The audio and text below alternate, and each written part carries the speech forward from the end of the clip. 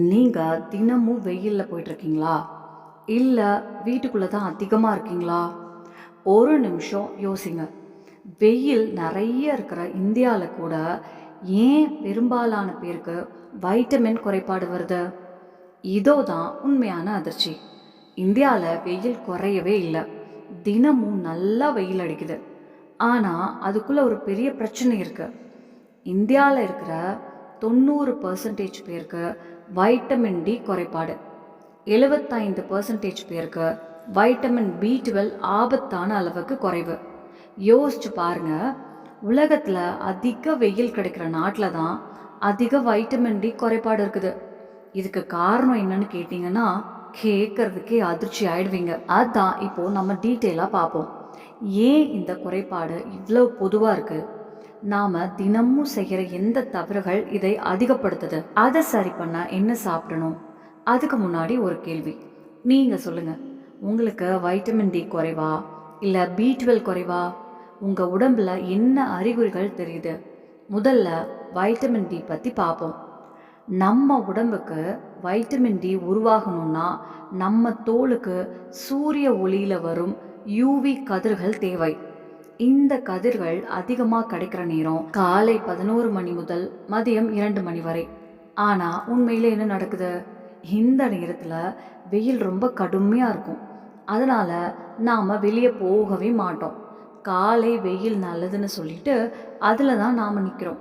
ஆனால் பிரச்சனை என்னென்னா, காலை வெயிலில் இந்த கதிர்கள் குறைவு. அதனால் வைட்டமின் டி சரியாக உருவாகாது. இன்னொரு முக்கிய காரணம் என்னென்னா, நம்ம இந்திய தோலில் மெலனின் அதிகமாக இருக்கும். அதுதான் நம்ம நிறம் கொஞ்சம் கருப்பாக அல்லது சாம்பல் மாதிரி இருக்கும். இதோட நல்ல பக்கம் என்னென்னா, வெயில் எரிச்சல்லேருந்து பாதுகாக்கும். ஆனால் கெட்ட பக்கம் என்னென்னா, வைட்டமின் டி உருவாகிறதையும் தடுக்குது. அதனால தான் வெளிநாட்டு வெள்ளை நிறுத்தவங்களோட ஒப்பிடும்போது நமக்கு 2-3 மடங்கு அதிக நேரம் வெயில் இருக்கணும். இப்போது வைட்டமின் B12 பற்றி பார்ப்போம். B12 என்னென்னா, இயற்கையாக அதிகமாக அசைவ உணவுகளில் தான் இருக்கும். மீன், மாமிசம், முட்டை, பால் இதில் தான் அதிகமாக கிடைக்கும். ஆனால் இந்தியாவில் என்ன நிலைன்னா, கிட்டத்தட்ட 40% பேர் சைவம் தான். அவர்களுக்கு சரியான B12 மூலங்கள் இல்லை. அதனாலேயே குறைபாடு அதிகமாக இருக்குது. இன்னொரு பெரிய தவறு என்னென்னா, நாம் சாப்பிட்டு முடித்த உடனே டீ அல்லது காஃபி குடிக்கிறது. ஆனால் இது என்ன பண்ணும் தெரியுமா? B12 உடம்புக்குள்ளே செரிக்கிறதையே குறைக்குது. அதனால தான் அசைவம் சாப்பிட்றவங்களுக்கு கூட B12 குறைபாடு வருது. சரி, இப்போது தீர்வு பார்ப்போம். வைட்டமின் டிக்கு முதல் மற்றும் இலவசமான வழி வெயில் தாங்க. 11லேருந்து 2 மணிக்கடையில் 25லேருந்து 45 நிமிடம் வாரத்துக்கு 4லேருந்து 5 நாள் வெயிலில் இருக்கணும். அதுவும் முழு உடம்பையும் மூடி போகாதீங்க. முகம், கை, கால் திறந்தா இருக்கணும். குறைஞ்சது 35லேருந்து 40% தோல் நேரடியாக வெயிலில் படணும். அந்த நேரம் சன்ஸ்க்ரீன் கூட போடாதீங்க. சாப்பாடு பக்கம் பார்த்தா முட்டை, மஞ்சள் கரு ஒரு நல்ல மூலமாக இருக்குது. தினமும் 3-4 முட்டை சாப்பிட்டீங்கன்னா நல்ல அளவுக்கு கிடைக்கும். சைவம்னா காளான் நல்ல தேர்வு. இதை 30-40 நிமிடம் வெயிலில் உலர வச்சா வைட்டமின் டி அளவு அதிகரிக்கும். அப்புறம் நெய்யில் சமைச்சு சாப்பிடலாம். மீன், சாலமன், மாக்ரேல், ரோஹு வாரத்துக்கு 2-3 தடவை சாப்பிடுங்க. வைட்டமின் சேர்க்கப்பட்ட பால் மற்றும் எண்ணெய்களையும் பயன்படுத்தலாம். இப்போது ஒரு நினைவூட்டல். நீங்கள் உடல் சோர்வு, எலும்பு வலி, சீக்கிரம் சலிப்பு, கவனக்குறைவு மாதிரி உணர்றீங்களா? அப்படின்னா இது சாதாரணம்னு புறக்கணிக்காதீங்க. இது வைட்டமின் குறைபாட்டின் அறிகுறியாக இருக்கலாம்.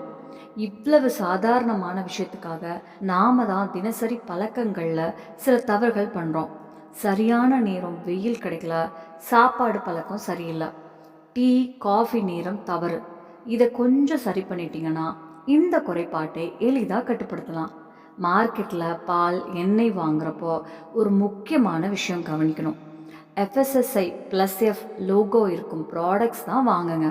அதாவது அதில் வைட்டமின்கள் சேர்த்து தயார் பண்ணியிருக்கோம். இப்படி தினமும் யூஸ் பண்ணிங்கன்னா வைட்டமின் டி குறைபாட்டை சரி பண்ண ரொம்ப ஹெல்ப் ஆகும். இப்போது வைட்டமின் B12 பற்றி பார்ப்போம்.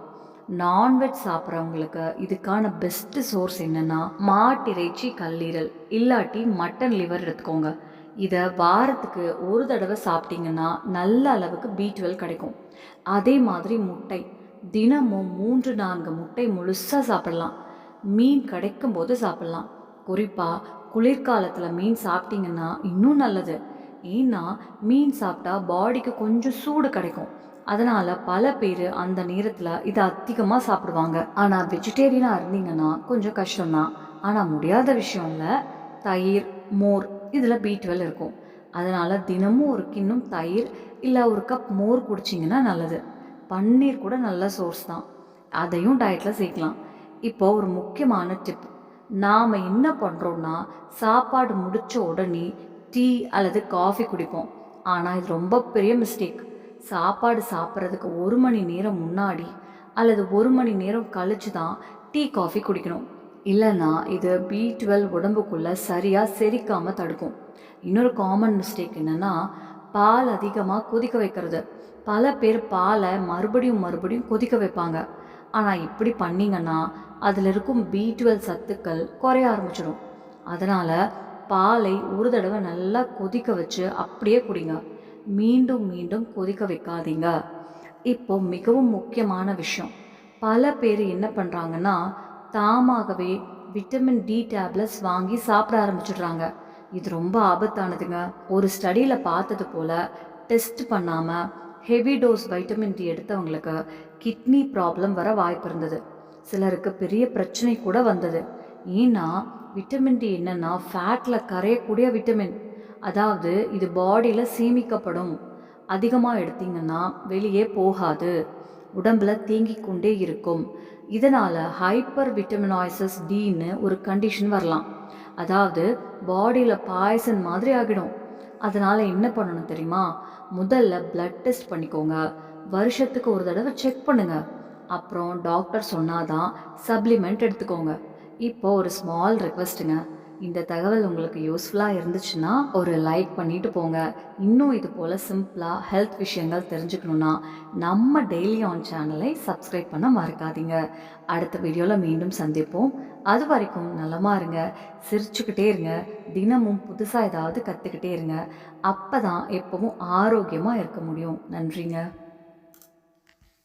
நம்ம சேனல்ல பிடிச்சிச்சுன்னா லைக் பண்ணுங்க, ஷேர் பண்ணுங்க,